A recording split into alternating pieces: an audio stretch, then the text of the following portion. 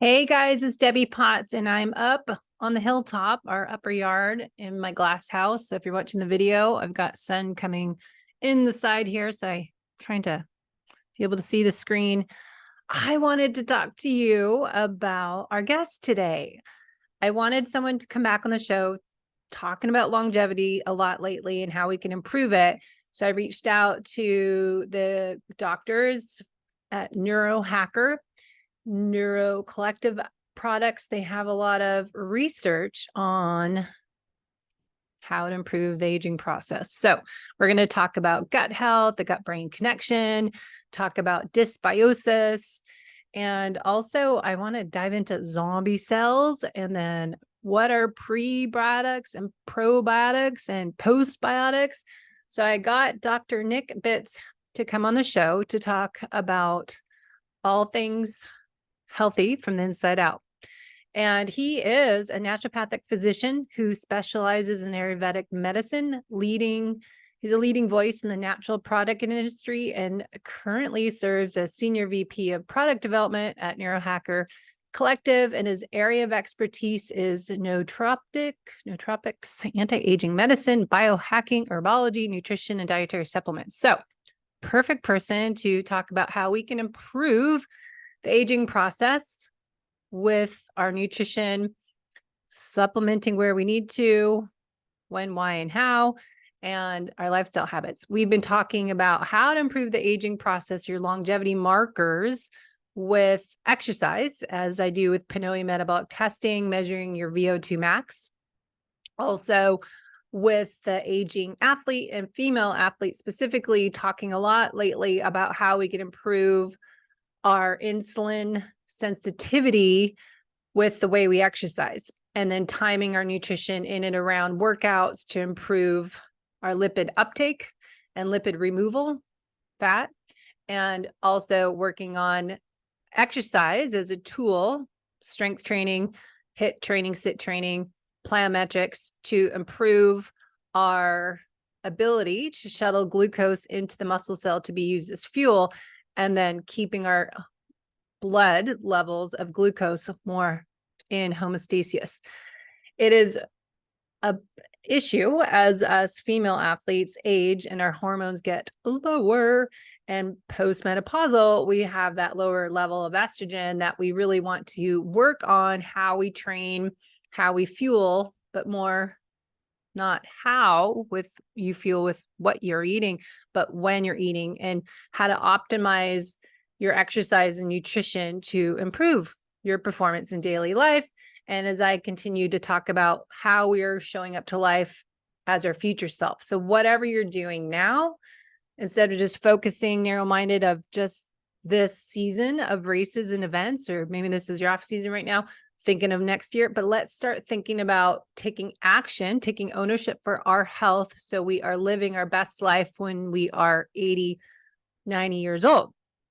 So it's really important, I think, as athletes, as I kind of change the name of the show to be fit and healthy from the inside out. And it's not just saying low carb, I think is misleading for a lot of people. It doesn't mean zero carb. It means real food and finding what protein goals you have, what sources of carbohydrates, berries, potatoes, when to have those as an athlete is different than someone's more metabolically challenged with metabolic disease. So as a fit and active individual, we want to learn how to fuel, train, and perform our best in everyday life and our sports and our future self, but learning how to eat properly for your metabolic type and for the exercise you are doing. As I've been talking about the female athlete doing, and I think men too, we need to do less volume and more quality workout sessions, which doesn't mean doing the same thing every day. I noticed that at the gym, I just joined Choose Fitness here by my house. And it's amazing watching people when I go in there weekdays to lift weights and do my workout, how many people are doing the same thing over and over again. I see them over on the cardio machines, and some people do sprints, which is great, but they're doing them every day. And so we really want to individualize our training program for the week, by the month, by the quarter, seasonal, and our nutrition will change a little bit as well as for the premenopausal female athlete, matching their nutrition, exercise, and if they do some fasting, match it based on your cycle. So much to go into because it's so personalized. But today I really want to go into longevity and how we can improve our gut health, be healthy from the inside out, to improve the aging cells and talk about what are zombie cells and all that. So let's bring on Dr. Nick to go into strategies to be fit and healthy from the inside out. All right, I've got Dr. Nick on the show, not too far from me. Inside, I'm kind of indoor, outdoor for watching the video. How are you today? Good morning. I am fantastic. It is still summer, even though it's fall here in Southern California. I know. It's a beautiful day. Yeah, that's why I had to be outside of my glass house. I moved from Seattle down here to live in the outdoors and thrive every day year round. And I know we're kind of fortunate that the best weather of the year is actually in October down here. So everywhere else gets fall, we get summer starting in September, October. So I wanted to bring you on the show. As I said in my intro, I'm all about optimizing aging process and training and fueling and doing whatever we can now as middle-aged athletes. We're aging, but I look at how do I want to show up to life when I'm 80, 90. I watched my dad sadly pass away last year. I see my mom and all of her friends when I go visit them in Palm Desert, limping around. And it really makes me fired up to talk about, all right, guys, we are so in charge of our health and the direction we take and figure out what path to go on now at age, say, at 50 to improve your future self. So what makes you kind of focus on aging and with your background and naturopathic medicine, Ayurvedic medicine, and the Neurohacker Collective, and being in your industry, what do you think of the importance of longevity? I have so many comments. You just opened 7 different boxes. I will comment, one thing that I've come back to over and over, I think in order to be healthy in the modern world, you really have to live an exceptional life. Yeah.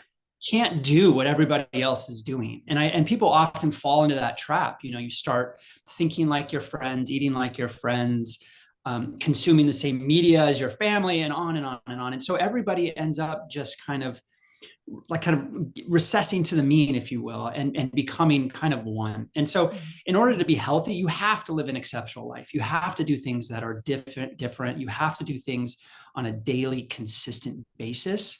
In order to be proactive in your health. You just can't assume that your health status is always going to be what it was in the 20s or 30s, or, when you become older, you're going to wish that you were doing these things when you were 20, 30, 40. And so being proactive in your self-care is the most critically important thing for everybody across the board. And there's a lot of misinformation. I think a lot of people, they don't really know what to do. I think as a biohacker, as a physician, as a health enthusiast, I've personally tried it all. And now I take much more simplistic approach, much more intuitive approach. I'm not so rigid in my what I need to do, but I'm making sure that my daily rhythms are anchored in these kind of exceptional protocols that I believe are creating health now and that are going to serve me well into my old age. So you're saying more personalized approach, taking ownership of our health and figuring out what that is for me. So how do you create a personalized program for someone? What are ways to get started on figuring out, okay, what should I do? So many options.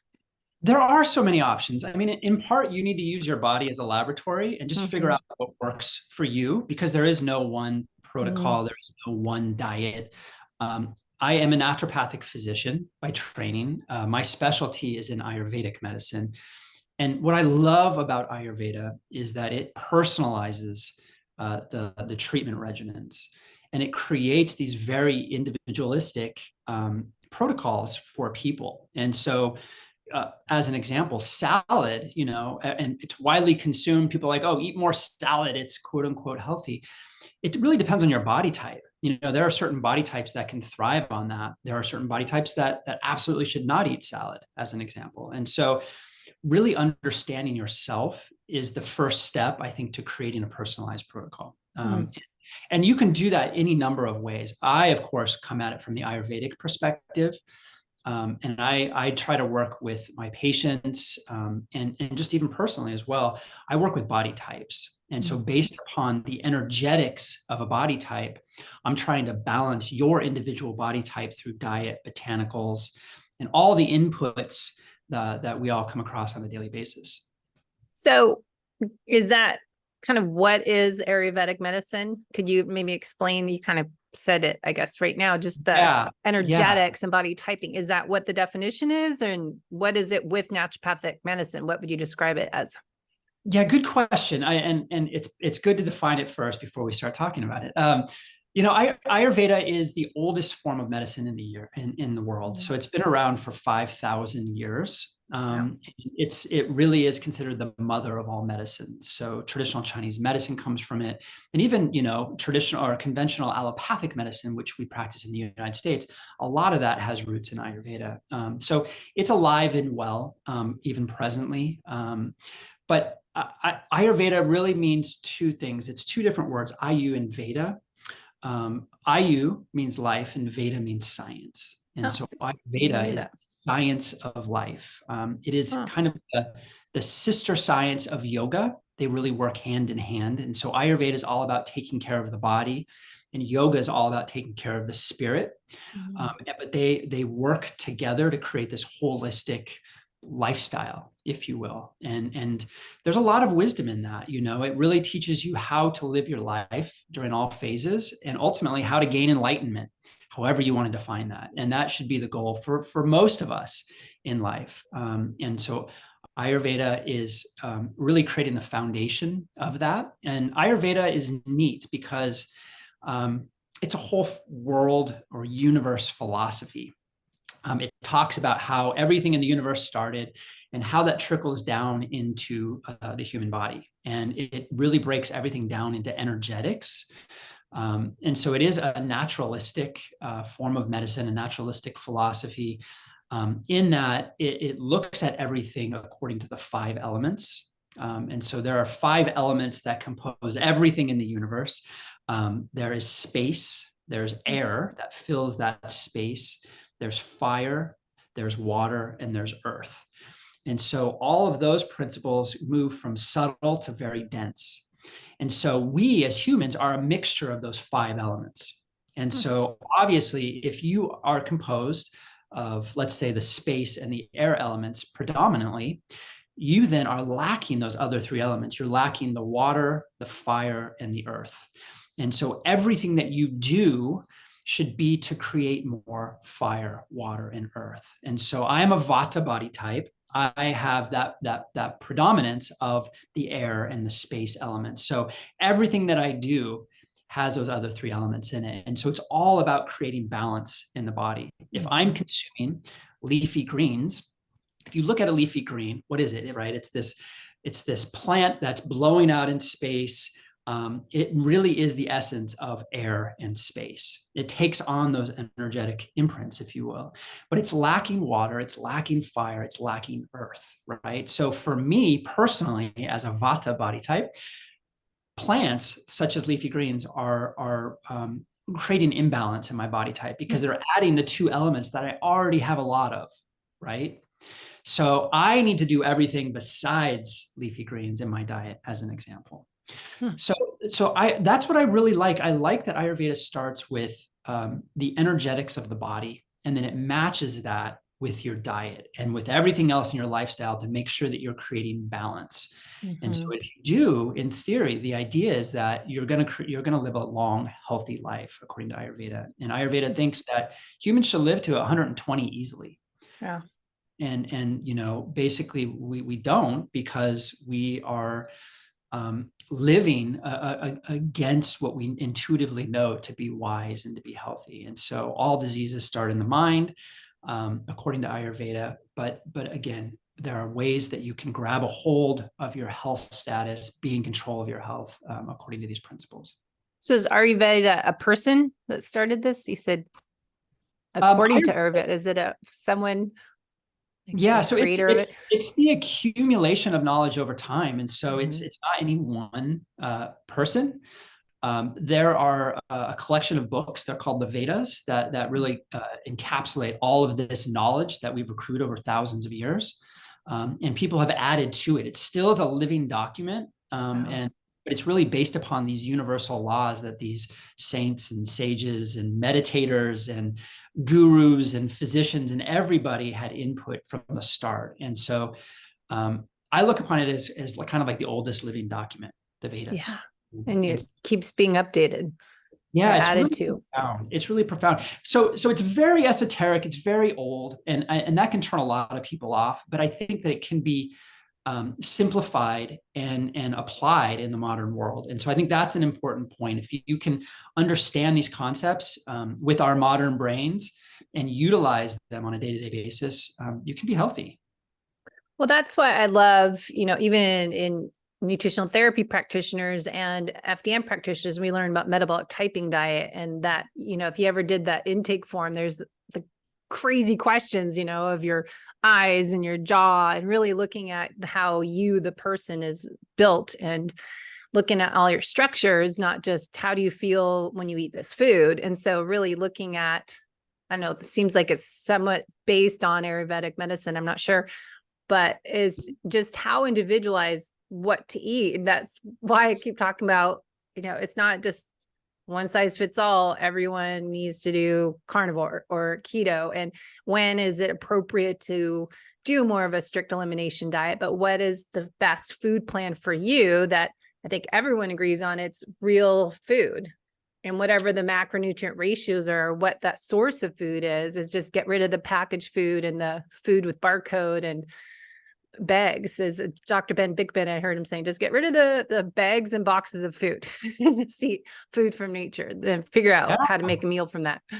Yep. And again, that's just doing that one small little trick can have profound implications for your health. And so you don't need to get too heady. And I think, we know, you probably know the term orthorexia, which is this idea that people strive too hard to achieve health, and it can create imbalance in their life. And so it's about having that flexibility and having that intuition, listening to your body, knowing what's right, avoiding things that are uber processed and getting back to basics, going to the farmer's market, eating with the seasons, cooking for yourself at home, using clean ingredients, using clean oils, doing more plant-based, doing judicious amounts of protein.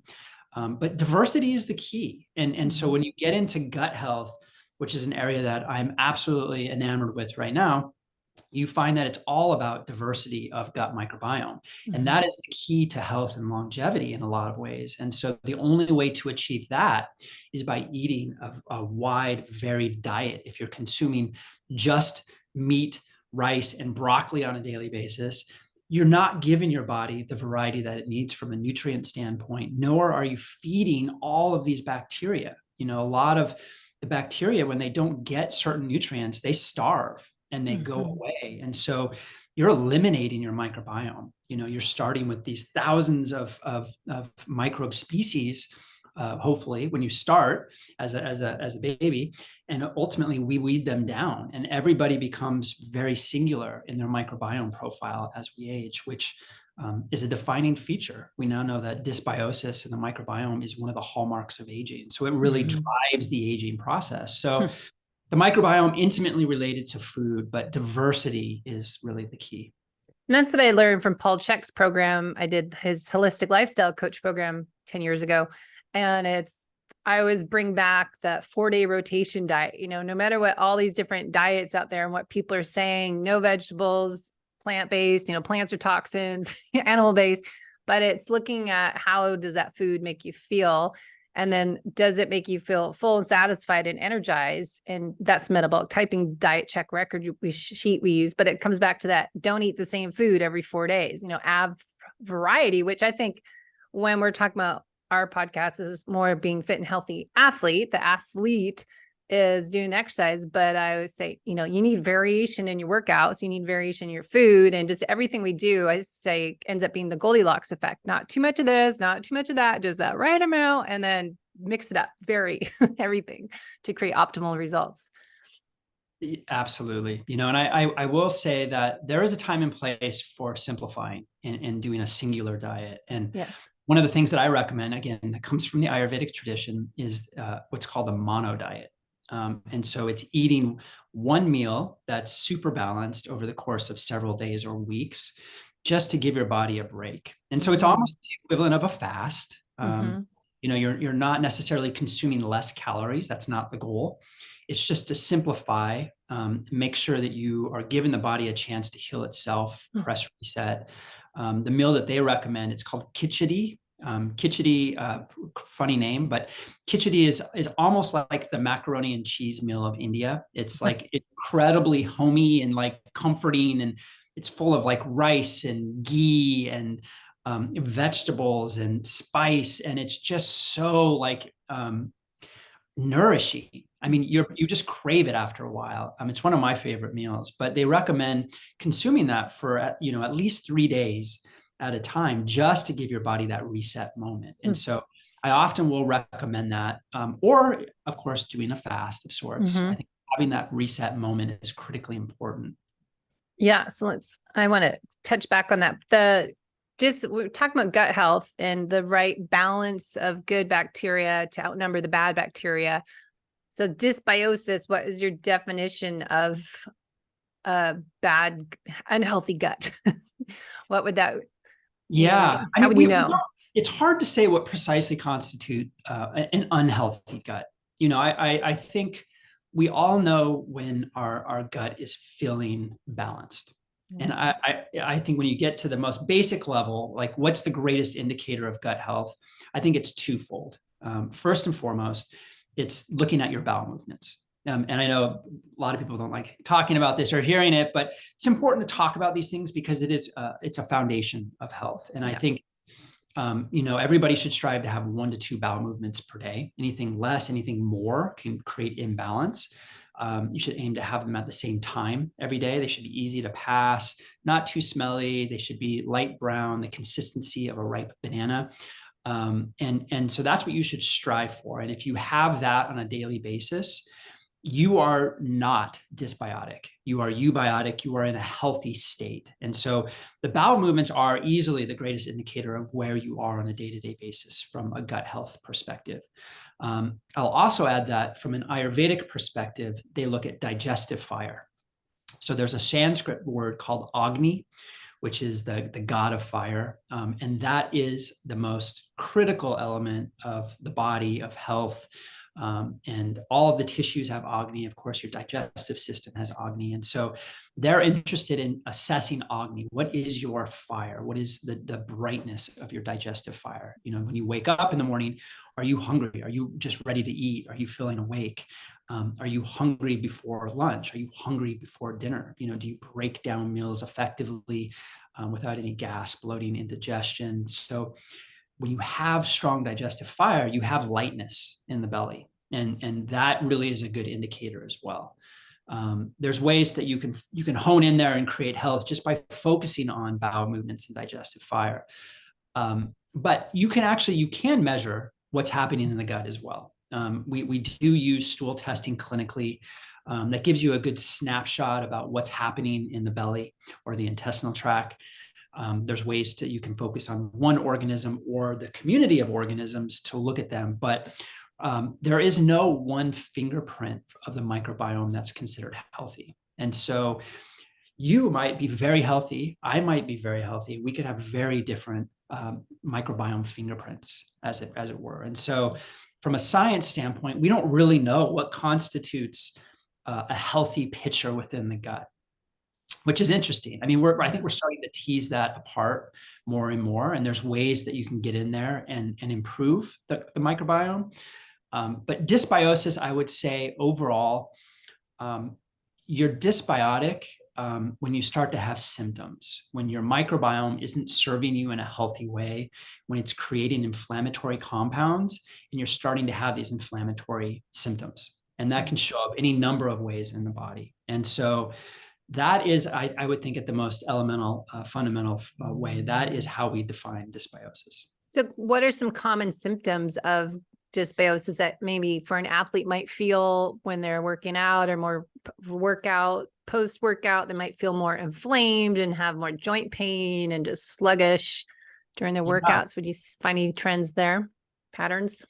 Yeah, I mean, I at its most basic level is this idea of inflammation, and it's systemic, and so that can show up, in the brain as brain fog, as an example. That can show up in the joints as kind of a lingering, joint discomfort. That can show up obviously in the muscles. If you have anabolic resistance, where you're just not getting the gains that you want. It can show up any number of ways. I mean, that we're now learning that the gut is related to every organ in the body. There's a lot of attention right now on the gut-brain axis, which is endlessly fascinating. And we can talk about that on a whole nother podcast. And I love that, because we know that those two are intimately related, and your mental state is dependent on your digestive capacity as it is. So it really depends, and you do see things start to appear on the skin too. If you're dysbiotic, it tends to spill over into the skin, and you start getting skin rashes and acne and this. So from an Ayurvedic perspective, from a naturopathic perspective, we always say, when in doubt, treat the gut. So no matter what's happening on a broad level within the human body, always just start with the gut. And so you can't be well unless you have a balanced gut overall. So when we have dysbiosis, imbalance of good to bad bacteria, so the bad guys are ruling over the good guys, and then that creates or leads to chronic inflammation, brain fog, all these different things we're talking about. But is that because of leaky gut? So those bad bacteria and endotoxins, so toxic guys are getting out through the gates because the gates are broken down. And so then they're entering into the rest of the body. So then we have all these other weird symptoms. They're like, how does that have to do with my gut? Is what people would probably feel like. All right, how's this joint pain related to bad bacteria in my gut? Yeah. And so it certainly can be due to leaky gut. I think that a large subset of the population actually has leaky gut, which is now a clinical diagnosis. It's no longer this woo-woo idea that's on the internet. It actually is a real phenomenon where you actually will break apart your intestinal cells, and proteins or bacteria will sneak into the body. And so it is important to remember that the digestive tract is a hollow tube. And so it is hollow from the mouth all the way to the rectum. And that is considered the outside of the body. So it's not, I know it seems like the gut is inside of you, but that is considered the exterior world. That's not you. We know that there are trillions of bacteria and protozoa and fungi and viruses. They all live on the surface of the body within the GI tract. And so for things to sneak into the body, then they have to go through the walls of the intestine, or you have to break them down and absorb them through a cell. And then they go to the liver, and then they, you move them around systemically. But yes, a lot of people have what's called quote unquote leaky gut. But I would say perhaps a bigger issue would be the metabolic profile of your microgenome. So we know that the microbiome they're reliant on the foods that we eat, specifically carbohydrates, a little bit of protein, some fibers. They use those for foods, and then they create these metabolites. And there's a whole spectrum of metabolites that they produce. Short chain fatty acids are often talked about, butyrate, acetate, propionate. We're understanding how those are valuable in the body and how they work within the GI tract and how they work systemically as well. But you need to have the right profile of metabolites. And so there are certain metabolites that are not good, that create inflammation in the joints, as it were. And so we're just now, again, starting to tease that apart. I think that's kind of the next level. We've now really looked at the bacteria and what constitute the gut, but now we're looking at what do these bacteria produce and how does that impact the human body? And so I would say in the next 5 years or so, we're going to understand the metabolites a lot more. But I think that really drives a lot of these dysbiotic symptoms that people experience. So definition of metabolites for people if they're not sure what that is, and let's go into what is a and a probiotic and a postbiotic, because we keep hearing about short chain fatty acids a lot too, and butyrate, and that you could just and then we can get into, fiber, not fiber, because that's a whole debate. The carnivore world, the animal based, the plant based. So let's start with metabolites and see where we get from there. But just give people a quick little definition if they're confused what we're talking about. Yeah. So in short, I mean, a metabolite is anything that a bacterial cell in the gut produces from breaking down food.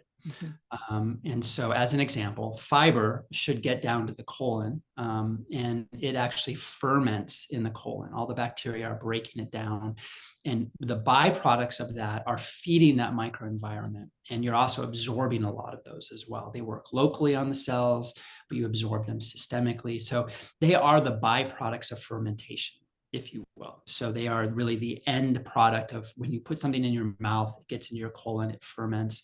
The byproduct is that metabolite, if that makes sense. Yeah.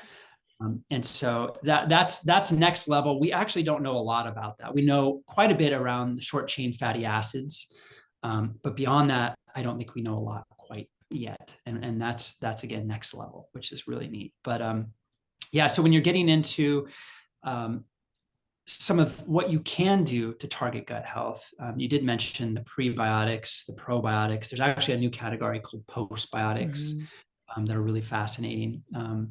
But I think, when you look at probiotics, let's start there. Do you use a probiotic on a daily? Yes, I'm not consistent with everything every day. And yes, I have a probiotic in my kitchen cabinet that I rotate and mix it up. So probiotics are fascinating. I mean, just in the last 10 years, most people that I know are taking a probiotic, and most of them not consistently. I don't take one consistently either. But it's grown into this enormous category. In the dietary supplement industry, it's the number 3 category right now, behind multivitamins and fish oil. And so people want probiotics. And I think the idea of probiotics just rock, just in theory. But I don't think that the probiotics that are on the market really live up to the hype, unfortunately. Most people are consuming lactobacillus or bifidobacteria. They do reside in the gut, but in very small amounts. What you're taking is not colonizing in the gut. And so they're not working in the way that people think that they are working. Most probiotics, especially lactobacillus and bifido, they're dead in a pill. As a manufacturer, we know that you need to put in 10 times the amount just to meet the label claim. And so these things are easily inactivated by heat or any kind of pressure or temperature or, whatever it might be. They're very labile. They're very unstable. They're dead very easily. So when people are consuming these, they are mostly dead. If they are alive, you're probably not getting past the stomach acid, because that's how we've evolved as humans. We've evolved having this very low pH, so that whenever we consume bacteria or anything that's pathogenic, we kill it instantly, and it doesn't get into the GI tract further. And so probiotics are the same. Most of them don't get past the stomach acid. So I will say, though, that probiotics, even though they're not alive, they're not colonizing, they're certainly not without benefit.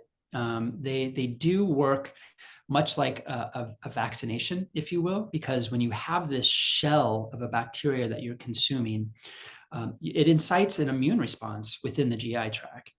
And that has this cascade effect in the body where it really shifts your immune system and shifts your inflammatory processes. And so it can be very positive overall. And this is known as a biological response modification, super technical term, but it just is that idea of these kind of dead, inactivated bacteria can have this strong biological response. So I can talk about probiotics all day, but they're incredible. And there are certain bacteria now, I will mention just quickly. I'm a huge fan of spore probiotics. Yeah. I do think that those are far superior to versus what everybody else is taking. Yeah. And then we're starting to get the next gen, like Akkermansia. So there's next level stuff coming in here that is very exciting.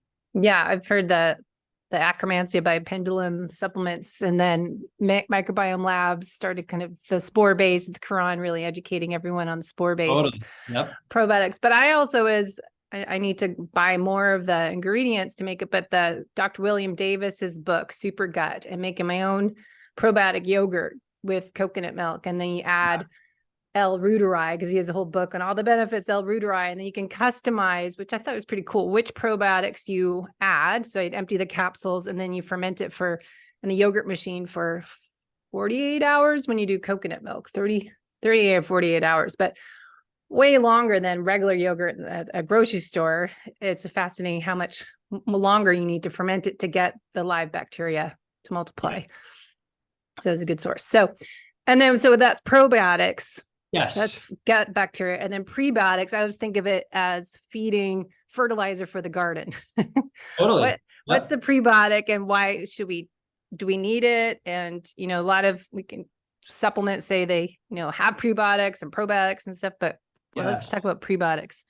Yeah, it's important to tease out some of those ideas. A prebiotic, by definition, is any substrate that is selectively utilized by microorganisms in the gut. And it's not any one thing. It's not always fiber. By definition, it is any substrate. So we know that there's a whole spectrum of dietary components, fiber being one. Some other ones would be like polyphenols from fruits and vegetables. Those can be selectively utilized as food for the microorganisms. And so most people are just consuming probiotics on a daily basis and crossing their fingers and hoping that it's shifting their gut microbiome or maintaining their gut microbiome, but you need to feed it. And so it's just like planting a tree and watering it on a daily basis. And so that is a prebiotic.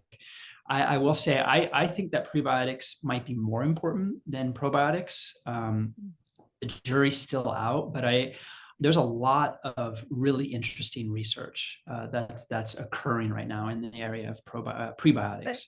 Would you be feeding the bad guys if you give probiotics and you have bad bacteria overgrowth? So if you're giving fiber, if you're trying to fertilize the bad guys, isn't that wrong?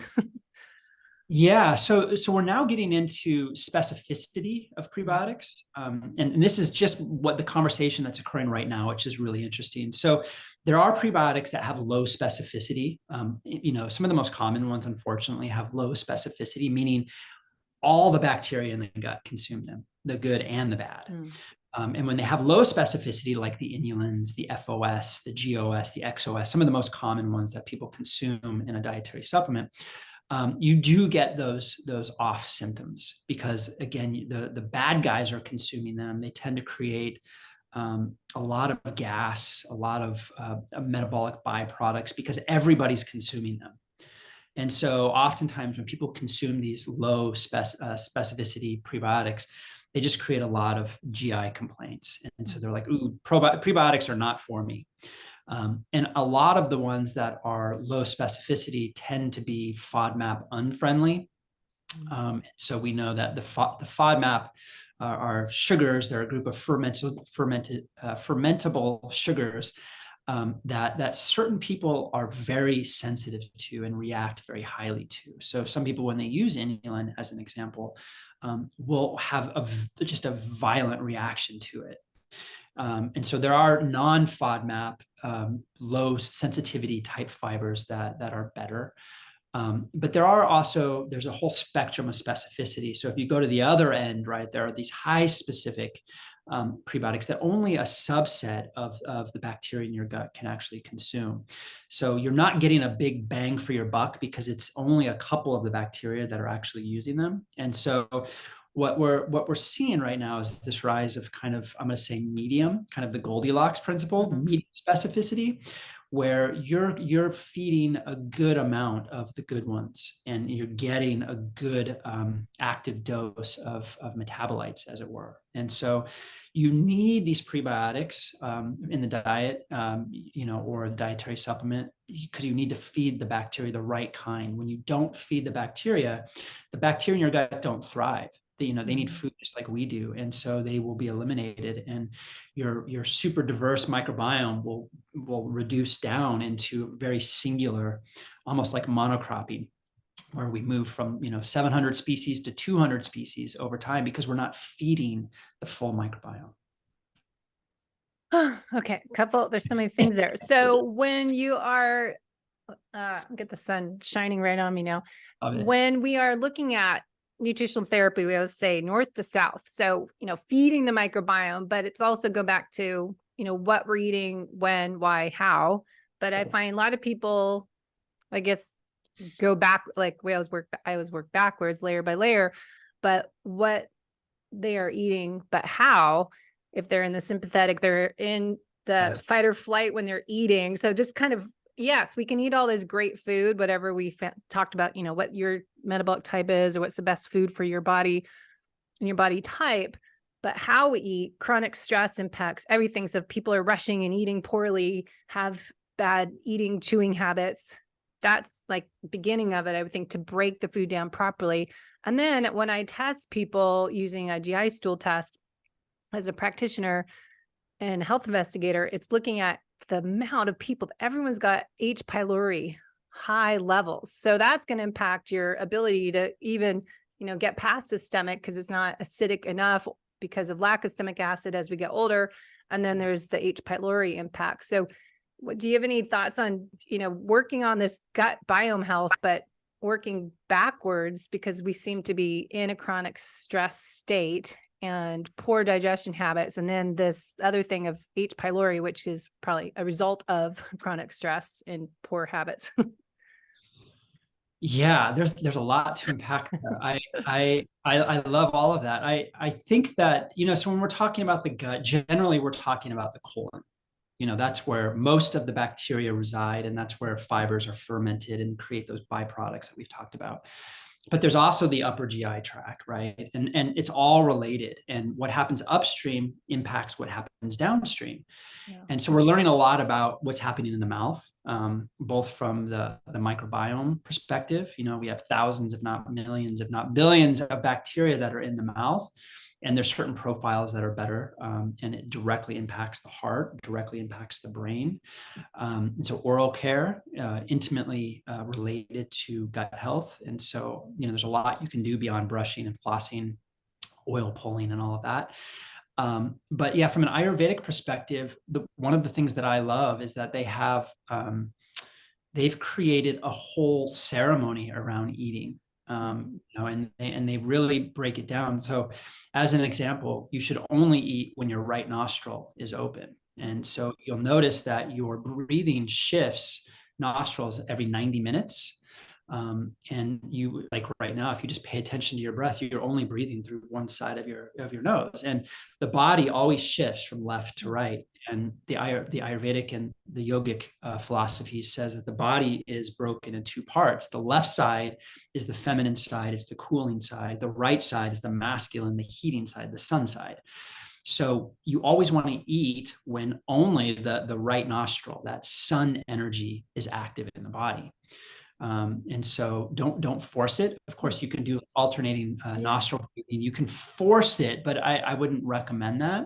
Listen to your body, make sure that it's ready, it's prepared for food. And when you have that sun energy, then you have that digestive fire, and you can break down food very effectively. But yeah, it all starts in the mouth. You've got to make sure that you are chewing properly. My 10-year-old daughter, I see her eat and she's mindless. And I'm always just like, just slow down. Like, will you please just chew? And she just won't. But so now I'm like, okay, let's start counting the number of chews per mouthful. Can you get up to 28? And let's just play a game. So it starts there. You got to give your body a chance. Otherwise, it has to do the work for you. And a lot of times, the bacteria have to do the work for you. Yeah. And so there's so much to unpack with what you, and I'm sure I answered just part of it. But one last thought is this idea of stress. And so that the gut-brain axis, we know that within the muscles of the gut is the enteric nervous system. It's millions of nerves. And they're connected via the vagus nerve, the 10th cranial nerve, up to the brain. And so if your brain and your mind is stressed out or it doesn't feel safe, it's sending that message to your GI tract, and your GI tract is constricting. it's not going to absorb, it's not going to break down food, it's not going to secrete, the HCl and the different enzymes that you need to break down food in the way that you want. And so the brain and the GI tract are in constant communication. And so it's critically important when you eat to make sure that you are in a peaceful environment, that you're not reading, you're not on your phone, you're focusing on your meal, and you're just trying to be zen, so that you're creating that parasympathetic nervous response where the vagus nerve is communicating with the gut saying, okay, we're safe, and you can break down this food now. Oh, yeah. So I always think of, I think I coached for Ben Greenfield, so I learned a lot of stuff from him over the years, but the breathing, I think I got this from him, but before you start eating, stop, pause, and reset. Take 3 deep breaths in and out, and try to feel that shift of just 1 minute of proper breath work before you eat. Just feel like, okay, now, because I find that especially if we eat lunch, dinner, we usually eat like at 2 o'clock in the afternoon, that we're in the workday. So what tendency is like, I got to get back to work. So you're eating in that fight or flight. And so you're going to have digestive issues. So I always like to bring this topic up because I think so many people, yes, I'm going to take some probiotics.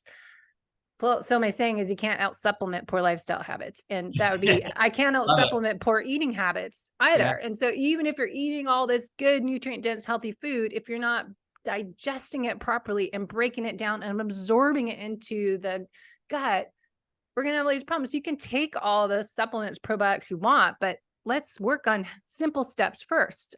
Are you eating in the right parasympathetic digestive nervous state before you, and chewing your food? Because I think simple habits like that, before people start going, taking all this stuff before they eat or after they eat, I think it's, that's why I would say what you eat, when, why, and how.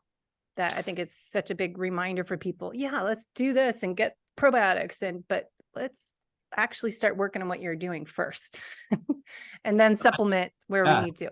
Yeah, but it all starts with diet too. And it's the core to everything in terms of creating health, creating the longest health span possible, the longest lifespan possible. It all starts with the diet. And of course, we get into blue zones and how people are eating in certain areas of the world and how they're living to the hundreds healthfully. Like it is possible. And so it's really important to shift, again, to live exceptionally, to do things different than most people, but really just to create ceremonies around meals and to change your relationship with food in that moment is critically important. I personally am a big fan of doing like apple cider vinegar before eating, 15 to 30 minutes, you just sip on 1 to 2 ounces. And it just stimulates your digestive tract. It increases your digestive fire and it prepares the body for food. I will tell most of my friends and family, I see them gulping down ice water and I'm like, whoa, from an Ayurvedic perspective, you're dousing the fire. You're putting out your digestive fire when you do that. Like it's fine to sip when you're eating a meal, but when you eat, like just don't drink. And that's critically important. I think I see people always drinking during, and I'm like, you're yeah. And so it can be somewhat hard to create new patterns around that. Yes. And one last little thing from an Ayurvedic perspective that I think is endlessly fascinating is, again, they get down to the energy quality of everything. And they get down to the different tastes that are in food: salty, sweet, pungent, bitter. Ayurveda recommends eating dessert before a meal. So if you're gonna eat sweet, it should always be the first thing that you eat. And so you consume the sweet taste first. So if you eat a whole meal and then you have dessert or you do something sweet at the end of the meal, all of that digestive process has to go back to the start to break down sweet. And so how you eat these different tastes impacts how you break things down and how you digest foods. And so if you can try to do something sweet first, it actually will improve your digestive process overall, and avoid dessert for that reason. But even with the apple cider vinegar, because it's more bitter. Right? Yep. So then you have bitter, then sweet, response. And then right. The bitter response gives you that activity, enzymes, what you want. And so people are like, oh, I use apple cider vinegar in a capsule or I use it in a gummy. I'm like, it's not even working. It's not doing anything for you. It all starts in the mouth. Yes. And that's what activates all of that. Receptors. Totally. And so you need that bitter. And so, yeah, you don't want to do like, have a shot and then start eating. And you need to gap it. So just kind of awaken your digestive tract first, and then you can start eating. Yeah. Yeah. I used to be that one drinking 5 glasses of water at dinner. And then my food, I just felt like I was TMI, but throw up because it wasn't moving south. It was just like, okay, I can't go down anywhere. I'm just going to come back up. And so I had to really always remind myself, especially if you eat out at a restaurant, they come by and fill your glass up. It's like, okay, no more. I got to just put that glass away, or just don't put it at your dinner table. Just have it before with your apple cider vinegar and then come back to it. Yeah. So I hear. I know we were supposed to get into, I want to talk about zombie cells, because I actually heard it on the TV news here the other day. It was amazing. But zombie cells and optimizing aging and symbiotics. Before I say that, I just want to finish up our conversation and then we'll wrap it up with this last little bit. HRV testing, when we go back to talking about the gut-brain connection, heart rate variability testing, is that something you find beneficial if they're wearing a heart rate strap versus an Aura and a Whoop ring is not accurate, but like Hanu Health and different companies, or my friend's Sweet Beat Life, I did for 15 years, using the chest strap and getting real time. Is that helpful to know gut-brain connection or to measure HRV? I've spoken with a lot of practitioners that believe in that, and it's like the end all and be all. I personally, I think it's an important measure, and I think people focus on it maybe a little too much. I know for me personally, the numbers never correlate. And I've talked with my team that are, they're all biohackers. They're measuring everything on a daily basis. And a lot of them have come to that same conclusion, using Aura rings and looking at such. So I haven't seen a direct correlation in the way that I would want. And when you get into the science, it doesn't seem to be as critical as a lot of people want it to be. I know we, as a company, Neurohacker, we've looked at using that as a measure for testing out one of our sleep products. But our science team ultimately said, yeah, it's just HRV is not a reliable measure. So it's kind of meaningless for that purpose. With that said, I certainly think there is some value. It's hard to make these broad statements about what number you should be at, and so I think but it is good to know yourself, to know where your numbers are and where your baseline is, which again, very different than my baseline. And you can watch it go up and down based upon what's happening on a day-to-day basis. Yeah. N=1 experiment. So I love talking about Ayurvedic medicine. I've always wanted to do a show on that. So sorry, I got off tangent to talk about, the symbiotics and zombie cells. As I said, we talk about senescent cells. So we have like less than 10 minutes. What would you want to make sure athletes know about how to improve their gut health, to improve longevity, and where we can fit in supplements when appropriate for the aging process? Because athletes, I'll say, fit and active people, I'm trying to give all this information for the people that aren't metabolic disease. They are fit and active already. So a lot of times they think they're invincible and they don't need to do anything. But I think exercise is a stress, and doing long distance endurance stress is a lot of stress in your body. So I'll let you say what you'd like on that topic of symbiotics and how Neurohacker can maybe help us improve the process. Yeah, I mean, I think that most people in the modern world need to do something. And again, I think that digestive health is the core to everything in terms of our health measures as we age. And so it is important that you do something. And obviously, I think refining your diet, critically important. Looking at, especially what foods work for you, figuring that out, critically important, whether that's a food allergy elimination challenge diet, whether that's, fasting on occasion, whether that's just eating more plant-based.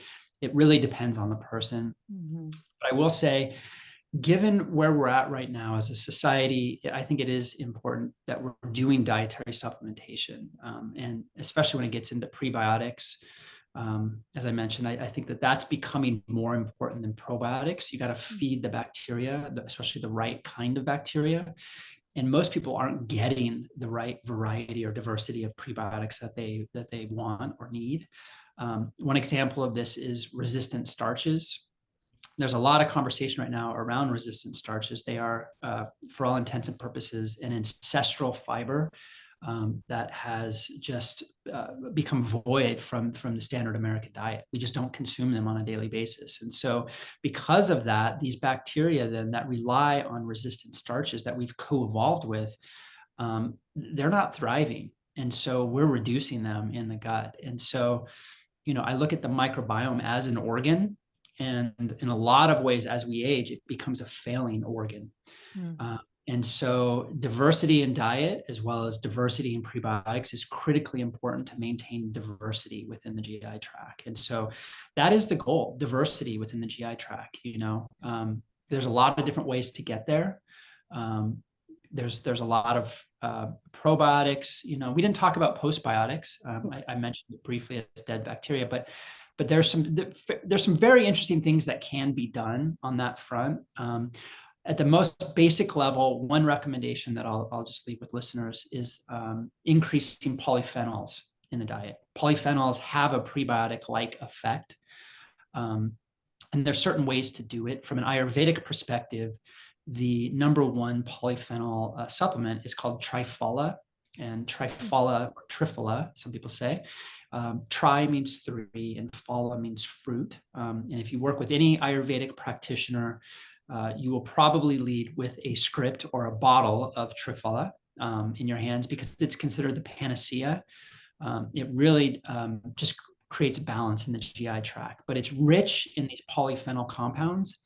And we're just now learning that this 5,000-year-old remedy that works very well, we now know in part that it works through polyphenols.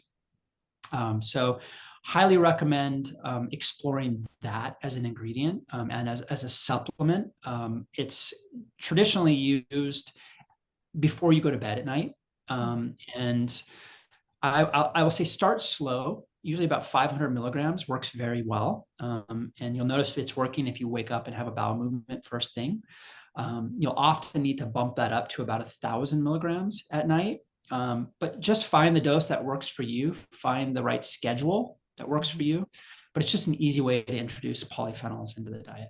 Yeah, I think a lot of listeners are getting confused of listening to different food advocates of having any plants at all.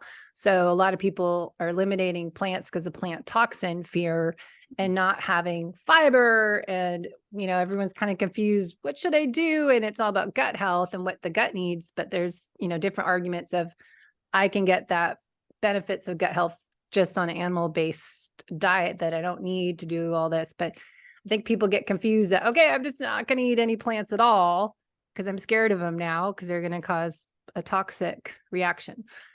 So there's just so much different sides out there. People are overwhelmed, I think. Yeah, it's so complicated, and it's great that we have a lot of information, but you really need to tease through it and figure out what's real and what's not. And so that's why it is good for individuals to work with practitioners that really understand the depth of this. And you can do research online on Google and find something that is interesting that you can try.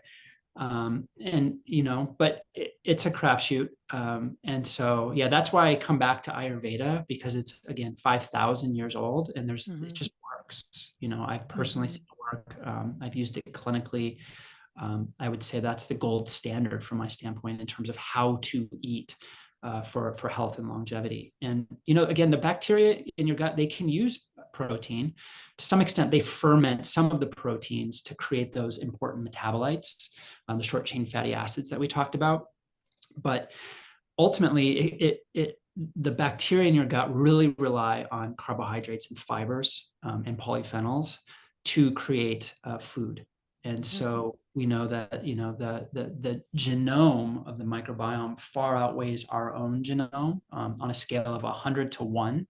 So the amount of genes that are in the human body are far outweighed by the microbiome. And so there's a lot of functional benefits that we rely on from the microbiome based upon what we eat. And so if we're not feeding those, we're losing part of that organ and part of the functional benefits that we need from the microgenome as it is. Yeah. So not just eating a stick of butter to get our butyrate production up. So Right. Yeah, I'm all for it. Butyrate in the diet is fantastic. That's why I love ghee. Ghee is clarified butter from the Ayurvedic tradition, and it is the highest source of butyrate. And again, gets right into the colon and feeds the colon sites. It's great.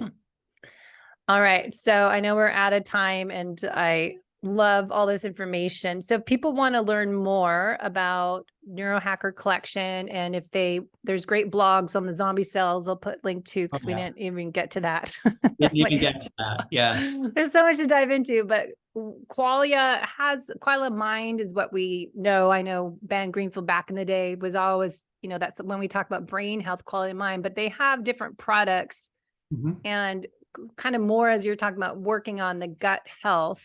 So is there a place for people to get started if we send them to the websites, Neurohacker Collective or neurohacker.com, or what would you suggest? Yeah, neurohacker.com. Neurohacker.com is our landing page. We are an education first company. And so there is a wealth of information on there. We have some really cool products as well. We have monographs for all of the ingredients that we, as a science team, have written that are fantastic. We do have a podcast called Collective Insights, where we bring on some of the biggest minds in the world of health and wellness, and have some really interesting conversations there.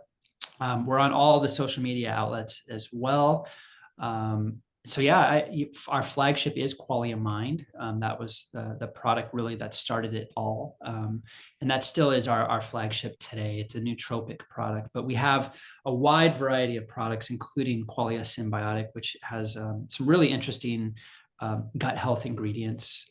And I love the way that it's formulated. It's a pre, pro, post with fermented foods, digestive enzymes. It's a good add-on to anybody's diet, low FODMAP, so you don't have that sensitivity if you're sensitive to prebiotics. And then we have a whole wealth of longevity tools there. And one of them is the zombie killing product called Qualia Senolytic. And that is a whole nother area that I would love to dive into, but it's a deep dive. But cellular senescence is one of the things that drives aging. And so this product is designed to undercut that whole process and to help the body eliminate these zombie cells. Well, definitely need a part 2 on that, because I just feel the need, especially watching my parents and my mom now. And as I said, all their friends, I was there last week in Palm Desert, and I go work out at the gym at the clubhouse, and I just am fascinated watching people when they're 70 plus years old and going, okay, that's so much of stuff we can control and the choices we make now. So when we are 70, 89 years old, we are kicking ass and not struggling to get up out of a chair. So I would love to dive into that if you can. But I know we have a discount code, low carb 15, for our listeners to get 15% off. Check it out. I know there's great, as I said, great blogs on there. And even, if there's anything on fasting, because I keep talking about fasting for gut health in the past, but just how different it is for athletes would be another topic, because we're looking at cell autophagy through exercise and even coffee versus athletes we're fasting way too much and having low energy availability and not eating because we're fasting and exercising 1 to 3 times a day. So another topic to dive into future episode. Yes. So, all right. Well, thanks, Nick. Have a great Friday and stay cool in our little heat wave we're having in Southern California. Awesome. This was so much fun. Let's do it again. All right. Thanks.